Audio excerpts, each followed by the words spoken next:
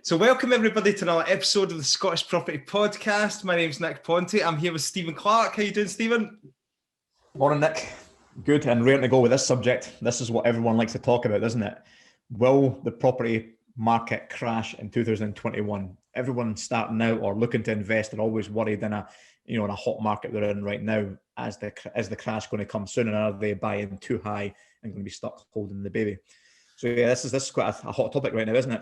It's a question on everybody's lips, and so many people are just sort of stuck in this kind of no man's land at the moment. Like, what do I do? Should I hold? It pops up on the group all the time. Is this a bad time to buy? Because people are worried, obviously, of a potential crash because they believe that prices are overinflated at the moment. But what we're gonna do is, first of all, we're gonna have a look at the recent budget announcements by Rishi Sunak last week, and we're gonna have a look over the kind of key points of that. And how could they transfer through into the property market and how it might affect prices moving forward as well.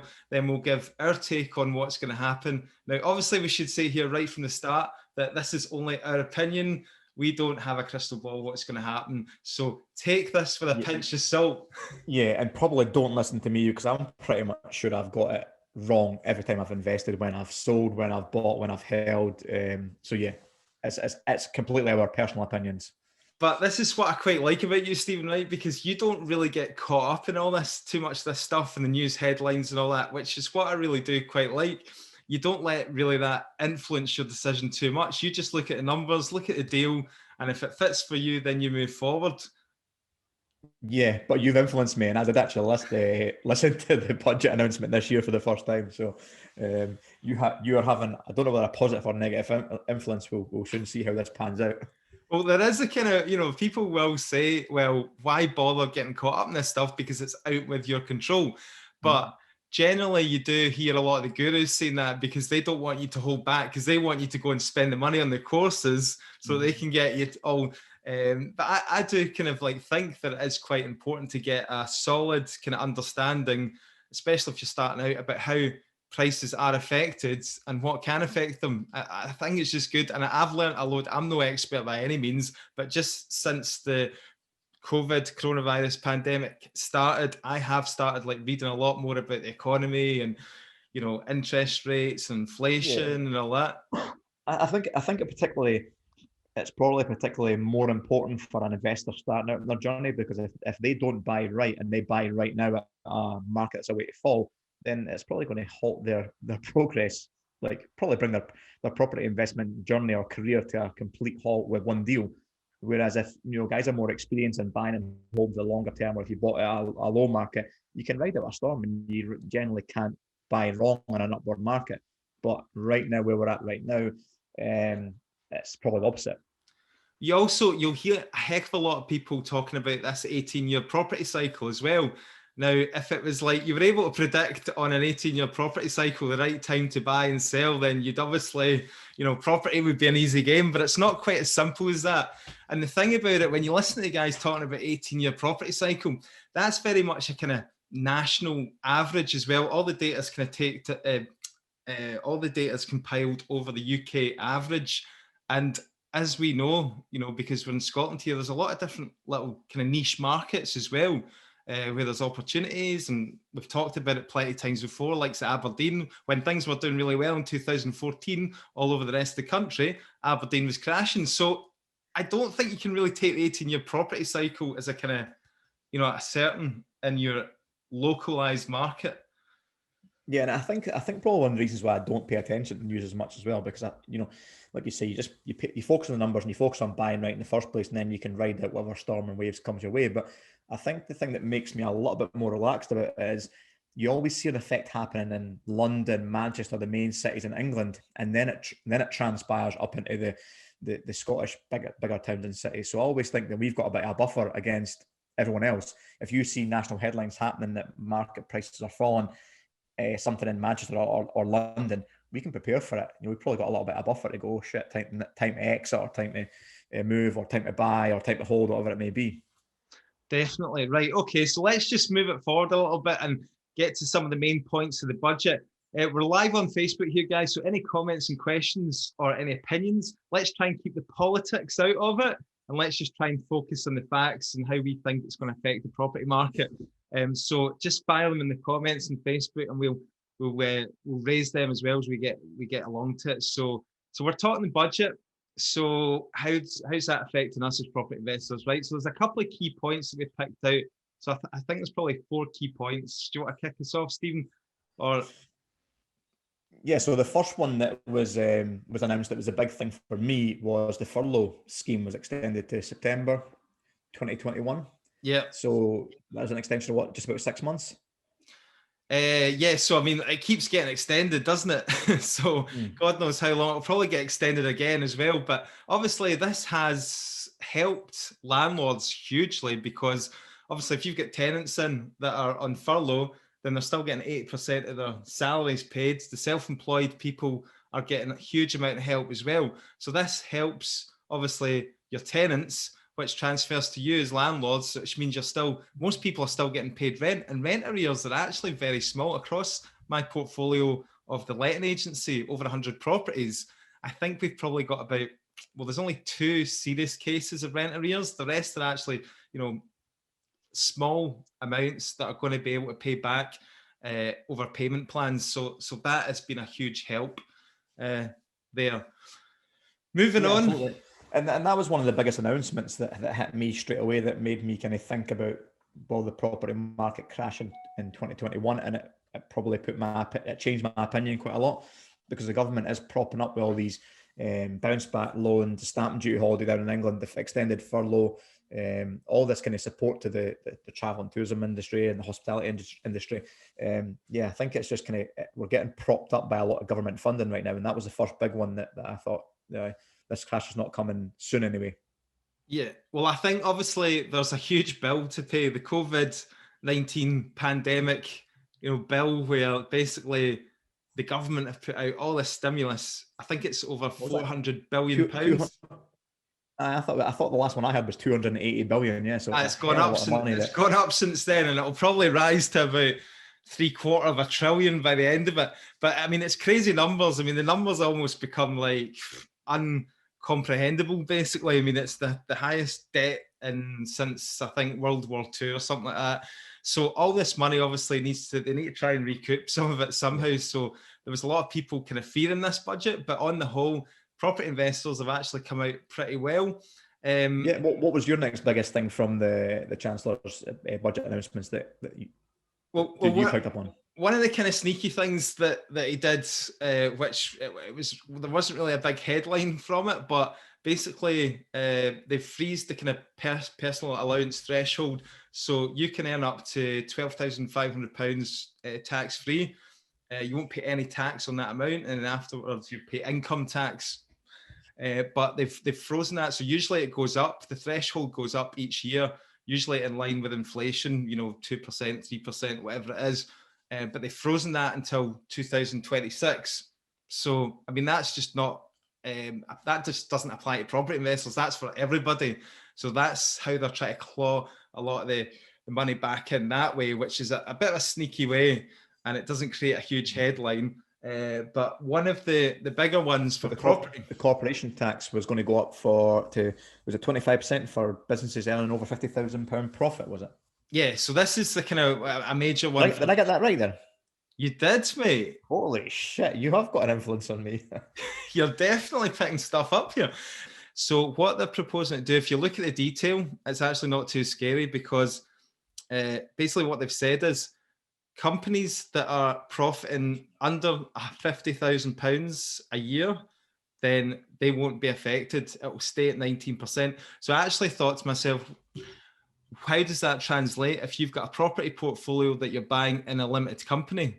So if you're making on average a £300 a month cash flow, and you take that over the course of 12 months, £3,600. I think by the time you multiply that by, I think it's about 13 properties. Mm. If you're cash flowing 300 a month, then you hit about 50,000. So you would need to have in excess of 13, 14 properties in your portfolio to really be affected by these rises. And even then, between 50% and 250, between 50 grand a year and 250 grand a year profit, there's then a rising scale from 19% up to 25%.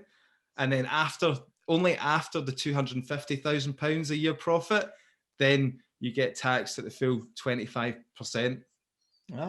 Does that make sense? Yeah, that was well broken down as well to how it affects property investors, like you say, on single units at 250 or £300 a month cash flow, and how many properties that would look like and how that would affect you. So yeah, for investors with a smaller portfolio in the limited company, it won't affect them at all. Yeah.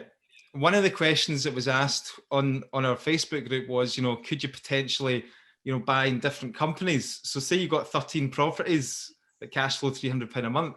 Could you then just start up another limited company? But I don't think that would work. I'm no accountant, so don't quote me on this. Obviously, check that out with your accountant. But I can't see it being as simple as that. Do you know what I mean? Spreading over different companies. I think, yeah.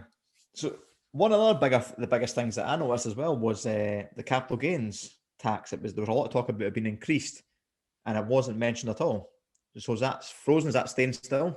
Yeah, so capital gains tax from memory, I think it's 18% if you're in the lower rate taxpayer. And 28 if you're higher. 28 if you're in, so basically, for those of you who don't know, if you hold a property in your personal name and it's not your main residence, and you go to sell that property and there's been an increase in value, then obviously you have to pay 18% on the difference of when you bought the property to when you sell the property. So that profit over time, you do get an allowance. You do get a yearly allowance on that. Yeah, it's about £12,000, isn't it? 12,400, I think it is. Yeah, and we'll not get into all the ins and outs, but this was one of the things that was widely talked about in the press, that this was going to happen in the budget, and everybody was really shocked, surprised that he didn't touch it. He left it alone. But a lot of people are saying. Do you think that'll affect the property market? Do you think landlords will probably some landlords might sell out parts of their portfolio, or the ones they want rid of, because of it's not being announced and it's not going up at the moment? They know that it may be coming in the future. There's a lot of commentators that are saying that he's just basically he had to hold some back, basically, because we're still in the depths of the pandemic, and because a lot of people are still struggling, to hit everybody with all these things at the one time would be pretty catastrophic. So a lot of people are saying that this will happen. A lot of the commentators and the experts, economists, are saying this is inevitable. It will happen later down the line, but for just now, he's not going to affect it. And basically what they were saying is that the way they think it's going to work is, so instead of 18% on the lower rate, what they'll do is they'll raise it in line with your income tax. So 20% or 40% income tax, they'll raise the levels of the capital gains tax. So if it's 18%, it'll go to like 20%. If it's 28%, it'll go to 40%, and so on. And what they're saying as well is potentially where they're going to rake in more taxes, they're going to reduce that allowance. What did we say? Around about £12,000 for the capital. 12 grand, yeah. Mm-hmm. Yeah. One of the things was they're going to decrease that amount, that allowance, so that it's only like £2,000 or something like that, so that then they can claw in more money. In terms of how that's going to affect the market, personally, I was thinking, if people are thinking that it really is going to happen down the line, then that might spur buy-to-let landlords on just now to exit some of their portfolio that they were thinking about selling. It might make them rush a bit quicker to the market to offload, because they're thinking, well, this might happen next year's budget. Do you know what I mean? Mm-hmm. And right now, with the market being so hot, it doesn't make sense to offload a couple of the properties that you don't want or aren't performing as well as you'd liked in your portfolio. Yeah, and obviously this is the benefit of investing in your company, so if you're investing in a limited company, then you don't pay capital gains tax. You're only paying tax on your profits. So on we go to stamp duty freeze. So this is the next point. So I think there's so many YouTube channels, podcasts, and Instagram pages that people are picking up these headlines from. Most of them are kind of based out in England. That's how we kind of differ with Scottish Property Podcast. We keep an eye on all the stuff that's happening in Scotland. And one of the big things that people are talking about in the moment is this stamp duty freeze down in England. Now, it started last year. they've just extended it with the announcement of the budget. We had it in Scotland as well, but it was quite different. So if we look at the detail, in England, they had up to £500,000 purchase price. There was a total nil rate of stamp duty being paid for purchases.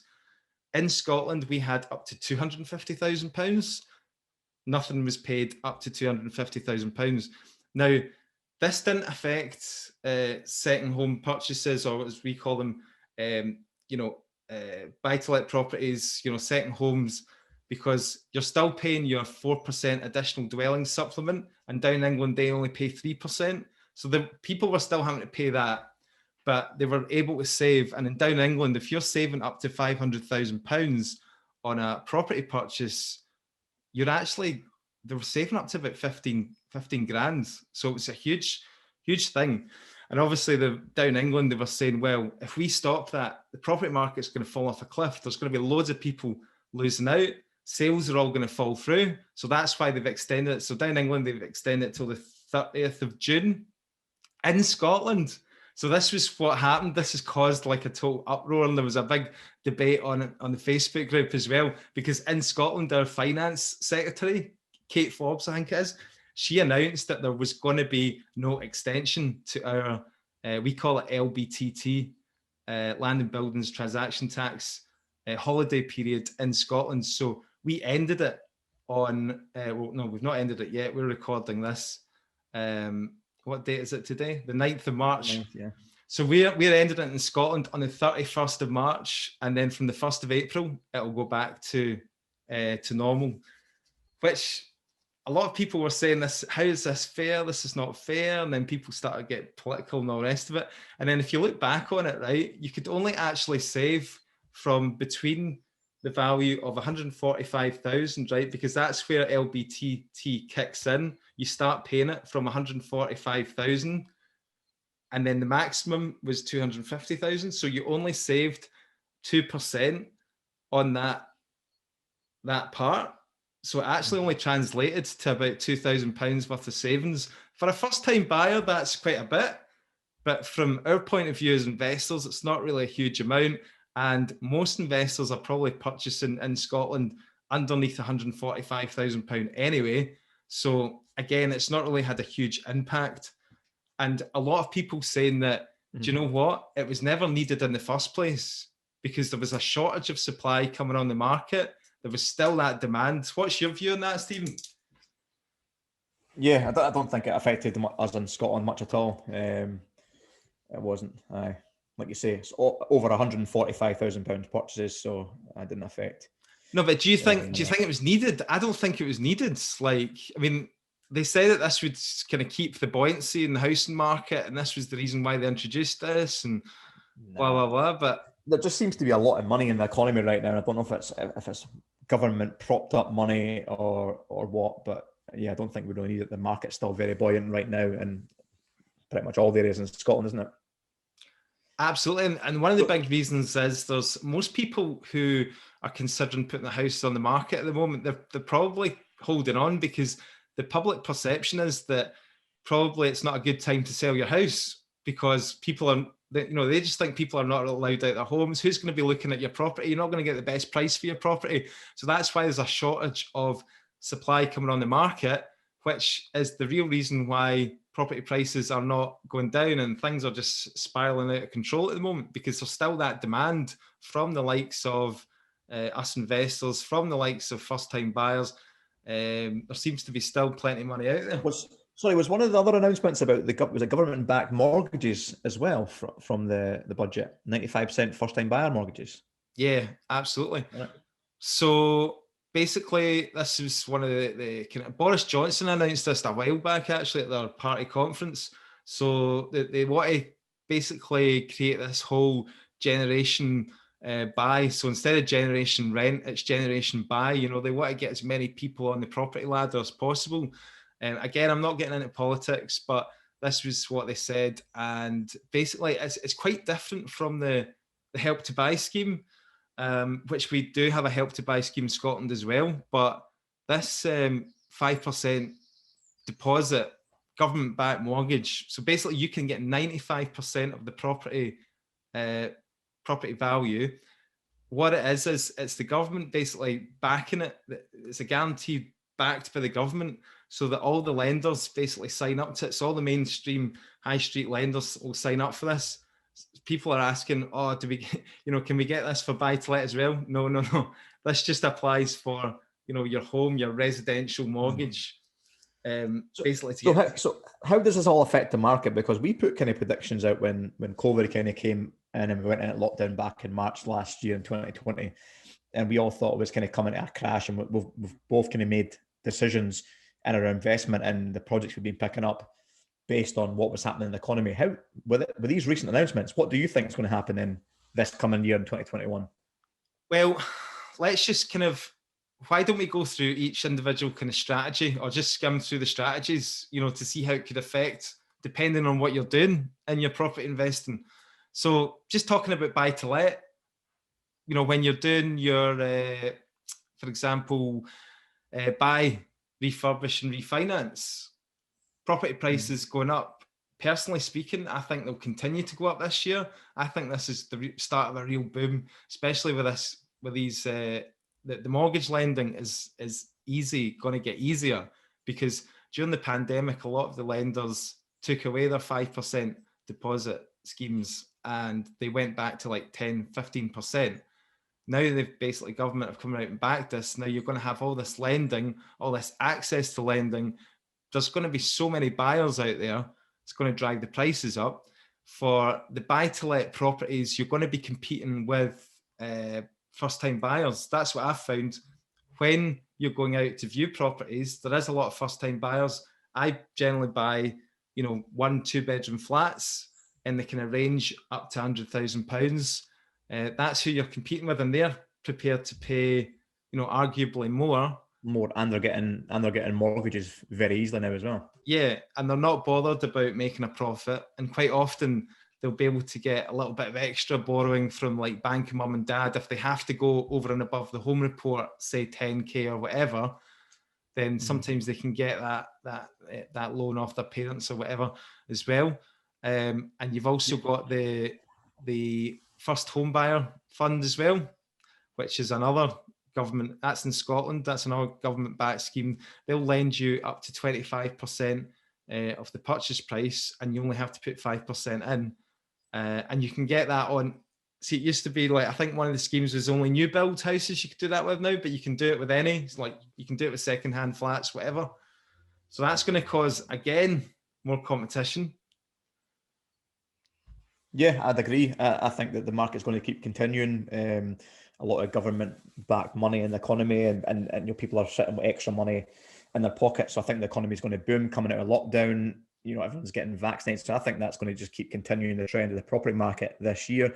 So what do you think about refinancing, by the way, before we move on, the refinancing and getting your end valuations after you've done your renovations? Yeah, well, I mean, I think if you're building a property portfolio right now, I think you can still buy. If you're buying for the long term and holding, then it doesn't matter what price you're paying ultimately, as long as you're buying right in the first place. So if you're trying to negotiate a discount, and you can get a discount and you can add the value to your renovation, then you're still putting yourself in a good position.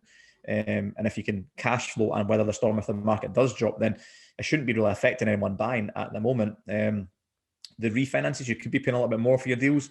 You might not get the money back out at the 6 months point, but in a year or two when you're refinancing, if the prices are keeping on rising, you could effectively get all the money back out in about a longer period of time.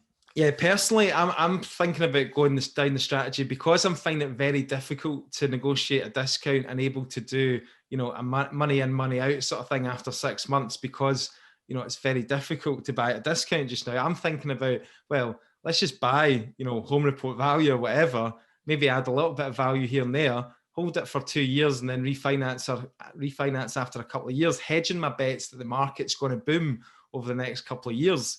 And again, that's just me adopting what I think is going to happen. But I think there's a strategy there, because, I think values are going to go mental. I think that could be dangerous if you were starting out and that was your strategy. You could end up getting stung.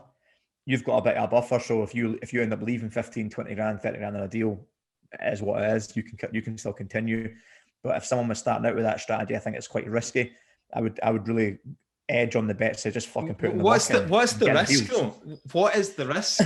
Well, if the market crashes come the start of 2022 and you've just bought at Home Report or above something and the market decreases by even if it's 10, 15, 20%, but if you've paid market value plus your ADS plus all your fees, you'll end up leaving your 25, 30 grand in it. Now, that's okay for you with a growing fund and a growing portfolio, but if someone was starting out and that was their only capital, they've just fucked that from deal one and they kind of keep continuing to grow their portfolio. Absolutely. So and then it depends, like you say, where you are in terms of your, investment career or a journey. Aye. So if you're really relying on that money getting recycled to build your portfolio, then absolutely. For me, at this stage of the game, it's for the long term. So I'm not really too worried about if prices crash. And when we say if you're holding that property for 20 years, then if you take a hit in the middle, it doesn't really bother you too much. Whereas someone's starting out with a pot and they blow it in the one deal, that they're not going to be able to continue. I just think the principles always apply no matter what type of market. And I'm not one of the people that get sucked into there's no deals. I'm the one that people that say put your big boy pants on and go and find some deals, do the work. Like, okay, it was easier 4 years ago, 5 years ago. Granted, it's more difficult. Okay, do more work if you want the bigger deals. Now, you're in a different position because you've got a business and a family and other commitments. So you might not be able to find a deal. So your strategy could tweak right now going in and say, I'm going to pay nearer market value because I don't have the time, effort, and energy to do that extra work. But if you're starting out, I don't think anything changes with the way the market's going. Just get educated on how to buy right in the first place. I have picked up on a few things, obviously just observing people from a distance and the people who have come on and commented on the group that are finding deals. I have noticed that people are finding them out with the kind of popular areas, if you like. Mm-hmm. So like get away from Glasgow because, chances you find a deal in Glasgow very difficult. Look on the outskirts, like places like, you picked one up down Ayrshire. Ayrshire as well is quite competitive. Villages. Yeah, the wee kind of smaller villages, areas around, Paisley. I was going to say, like, I'm just talking about my area specifically, right? So, if you go out in terms of like Johnston and stuff like that, Linwood, round about these kind of areas, it's going to be a lot less competitive. If you go down to, South Lanarkshire, Hamilton, Motherwell, now there's still plenty of people buying down there, but it's definitely easier. The only problem you got to watch out there is, I seen this in the last crash, people who are buying there at quite high values, some of the prices never recovered, So things crashed and they've still not come up to the value of what they were selling for in 2007, 2006, 2007. That's the only thing to watch out for if you're kind of adopting that. That's an interesting observation because you're absolutely right. Picking up things in smaller towns and villages, you're probably not competing with the masses, so you've got less competition and people are looking at a little bit outside the box. But you're absolutely right there. That you're sometimes, because they've not got a huge economy behind them, they don't quite recover as well as a city centre like Glasgow or Edinburgh or Dundee. So that's an interesting point. It could be an interesting strategy for people going forward as well. If they can get in, get out, pull their money out, and they're looking for just cash flow and growing their portfolio, then that could be their strategy. But bearing in mind, you won't get capital appreciation like some of the deals that Nick's got in Glasgow. Yeah, because that's exactly, you hit the nail on the head there with the cash flow. If cash flow is your strategy and that's your main focus, then absolutely it's going to work. But for capital growth, you really got to stay in these popular kind of, not metropolitan, but these really kind of high in demand areas.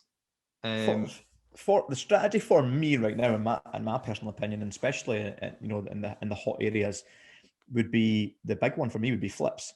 I know a lot of people that are listening are probably investors and looking to build a portfolio, but I like mixing different strategies in my property business. And for me, doing a couple of flips a year is always like a good thing. Right now, if you put more of your focus and effort into flips, you could be building up the pot quite substantially right now because things are selling ridiculously over.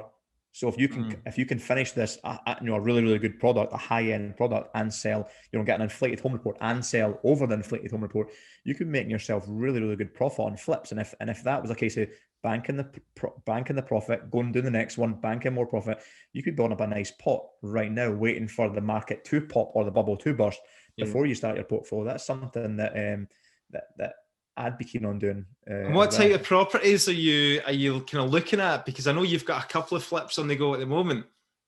Yeah, houses in a probably the 100 grand to 200 grand range, not the sub 100 grand. So like you said, Nick, you're always competing with the first time buyers, and I always feel like you can add so much more value to bigger properties or houses, detached houses or semi-detached houses, where you can, open plan kitchen extensions up in an attic space, do a bit of configuration. In standard houses or standard flats, you can't add a huge amount of value. You can only do a bit of cosmetic renovation, which is fine. You can get a little bit of profit from it, but I think the bigger, meatier profits and the less competitions are in the higher end properties. And counter to that is, I think that that market's not going to get affected too much. The 300 grand, 400 grand end values. I think the economy and the job position is quite stable at the moment, and these positions, all the lower end jobs that are getting affected by furlough and people losing their jobs. So yeah, no, that's a good point. Not necessarily it's going to be home buyers that are going to be, hitting the unemployment. So when the furlough scheme does end, like you say, you're probably going to be in that age range of 18 to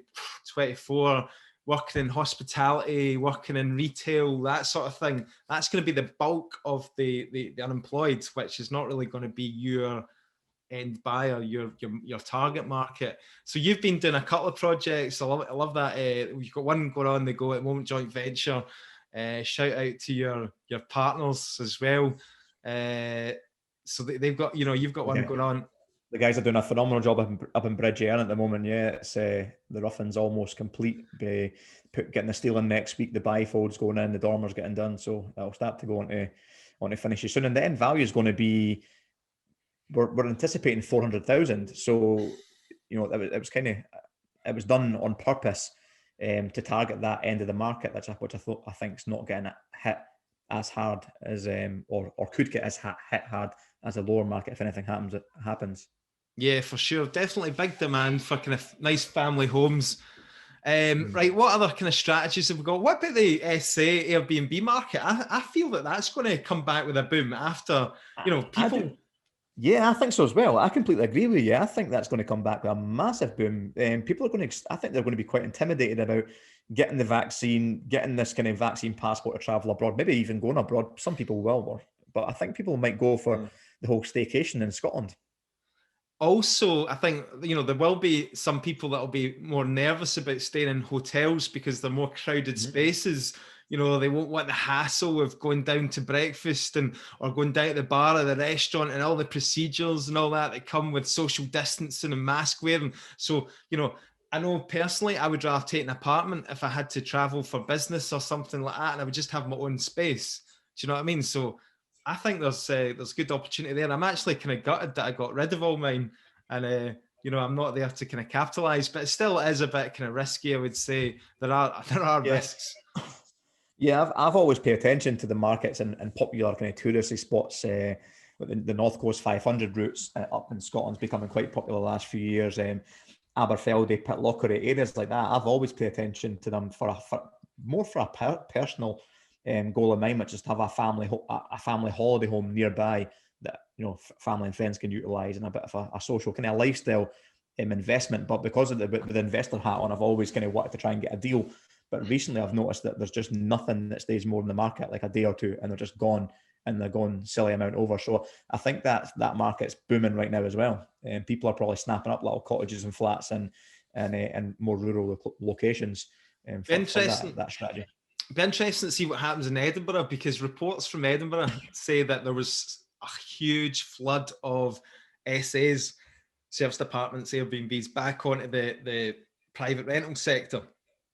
Just because people had them empty. So they were like, right, we need to get tenants in them and bring some money in. So that's dropped rent prices in Edinburgh. They've plummeted in the city centre. So it'll be interesting to see if they, because what happens if you're a landlord, right? You get a tenant into your Edinburgh city centre property, on a PRT, private residential tenancy agreement, you can't just evict them like that at the drop of a hat to go back to SA. So that'll be interesting how people figure that one out. Moving on, so we've talked about flipping, we've talked about BRR. What about, you're thinking about commercial opportunities in commercial? Maybe some of these retail spaces, some of these high street shops, or, at the end of the day, you think to yourself, well, okay, there's going to be Yeah, a bit of diversification on it as well for the investment strategies. But yeah, I think there's going to be more opportunities come our way in commercial investment rather than residential. You think you Yeah. were thinking along the lines of like, I mean, obviously everybody still needs a haircut. I mean, look at the state of our hair at the moment. Yours is not too bad. You had a COVID cut. Mine's still recovering from its COVID cut. But things like hairdressers are not going to go away, are they? Do you know what I mean? So maybe, units No, like that. I think, yeah, hair and beauty, makeup, aesthetics, women are going to go daft for all that. Yeah, I think there's going to be huge demand, and there'll be a boom. There'll be a lot of money to spend in the economy. But I think if commercial landlords have had a hold of properties that have been empty, or their businesses went bust, or they've left, they're probably sitting there with a liability. And if they're motivated or to get rid of it, there could be deals to be had. I've already seen a couple of deals. I'll give more details on it, but I'm looking like I'll be going ahead with my first commercial purchase at the end of next month, so I can give more details on that when I That's good. goes through. I also I listen to Jerry Alexander a lot, who also has been on the podcast as a guest, and I love his model of the shared office space. That's something that would really interest me, especially now. I think that's going to be huge moving forward with these big city centre office blocks. I don't think there's going to be a need for big companies to have this real estate in the city centre. So I think they're going to be looking to cut costs. They might even give their employees like some sort of allowance, do you know what I mean, to get a shared office space in their own sort of area, in their own geographic location. What are you laughing at? I'm laughing at Noreen Boyle's comment on the Facebook Live, calling us sexist because she's obviously looking at us saying that we could do with some grooming. I know, she's absolutely right. I look like a total tramp. I was calling Nick a hobo before we started, to be fair. So yes, Noreen, you're absolutely right. I had to say to Stephen that I had to go away and change my top because I'd been wearing the same hoodie for 3 days. So I was worried that somebody was going to pick up on it on the Instagram stories or something like that. Just on that, Grant Mitchell's also commented on their Facebook group, which we're live on, saying it's all makes sense. I've heard other people saying similar things. If it didn't crash during the pandemic, it's unlikely to fall off a cliff when things start reopening and people start spending. So yeah, that's a really, really good point as well. I mean, that's the thing. The government need to make people start spending because there's so much savings kicking about in people's bank accounts. They've put all this money out there. They need to get that pumped back into the economy because they need to rely on that GDP figure going up again. And this is why... Did the Bank of England not predict a price crash? Because I think I remember hearing like 16% kind of kicking about at the start of the pandemic. And I remember we kind of predicted that we thought there was going to be a crash in 2020 towards the end of the year, but it didn't happen. The government's obviously stepped in, propped it up, but at some point they're going to have to pull away the stabilizers and the support. And that's when I think it's going to go. And I don't think it's going to be this year. I think it could be next year. Well, you do kind of feel like there will be a bit of a wobble. I think there's going to be a bit of a wobble. I don't know if it's going to be the mid-cycle wobble if you're referring to the 18-year property cycle, but I think we're getting propped up by too much government money.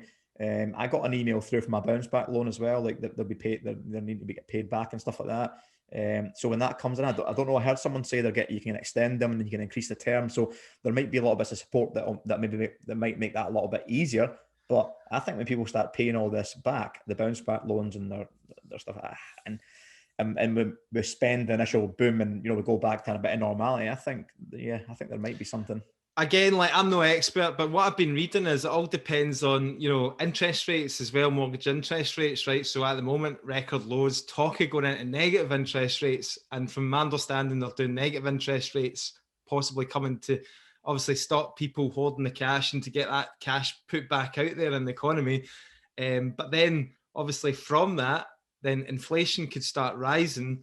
And then I think one of the tools to combat inflation would be to raise the interest rates.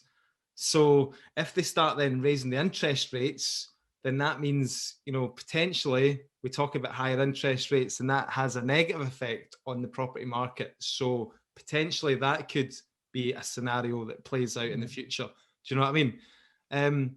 Just to kind of, we're probably nearly wrapping up this episode. We've covered quite a lot, but one of the things that I just wanted to touch on as well, we get a lot of younger listeners, people who really want to start out in the property and that.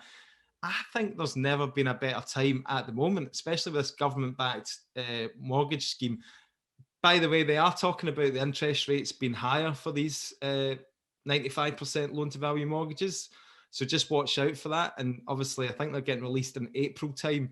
But if you're a first-time buyer, you only need to get 5%. That's not a lot of money to save up. If you're what I mean, the people spending 5 to 10 grand on a property course. Do you know what I mean?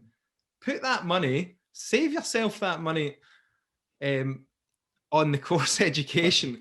Or spend a fraction on mine. Sorry, I'm doing you out of business here. Like, the Stephen's very much a different model, right? You are a very bespoke kind of workshop. I think you give huge amounts of value for what you give in your workshop. So it's a totally different thing. I'm talking about these guys, that take out their student loan and they basically piss it away on a 10 to 12 grand course, which basically you could find out on YouTube of how to do it. Take that money, put it as a 5% deposit and buy your first property. Just do that. And that will be money well spent. And it gets you there, it gets you on the ladder. Try and take a bit of money and then do the increase in value, the renovation works. Even hold it for a couple of years and rent out the spare room. Get a 2-bedroom flat and rent out the room. Yeah, I think the first time buyer strategy is a phenomenal strategy. You're paying, like Nick was just saying, little deposit, and you've not got any capital gains, you've not got ADS, you've not got the fees that we've got in buying costs. And your first property as well as a first time buyer, a lot of friends and family will muck in and give you a hand and trade, so you end up pulling your refurb cost down to very little as well. So you've added the value, and like Nick says, rent the spare room out, cash flow, you're paid, cover the cost in a couple of years' time, sell it. There's a profit, and it's also tax free. It's capital gains free because it's your place of residence. So yeah, I completely agree. I think it's a great time to get started in property, but just do it right with the right kind of education and the right mindset of buying right in the first place. So if we kind of do on a conclusion, Nick, do you think the property market is going to crash in 2021? Not a chance. There is absolutely no way. If anything, it's going to rocket. I mean, we're talking about prices going up 5% at the moment. I think you should be talking about 10% at this rate over the course of 2021. I wouldn't be surprised. And personally speaking, I don't think it's going to slow anytime soon over the next kind of 3 years. But again, take that with a pinch of salt and form your own opinions and check it out. Absolutely. And I'm going to go against the grain there and think that, come the end of the year, something's going to happen. The pent-up demand, the little boom, the government-backed support, the kind of fake money that's in the economy, I think it's going to go, something's going to happen. Well, at least one of us is going to be right. So let's see what happens. But if you buy right, you're never going to lose and you're hoping for the long term. Well said. Talked from a true professional there. So with that, guys, we'll wrap it up there. And as always, if you find this useful, please share the podcast, take a screenshot on your phone and tag us in it. And we'll put it out to our followers as well. Join our Facebook group and join in the discussion there. And thanks very much for listening. Well, guys, thanks for listening. Cheers.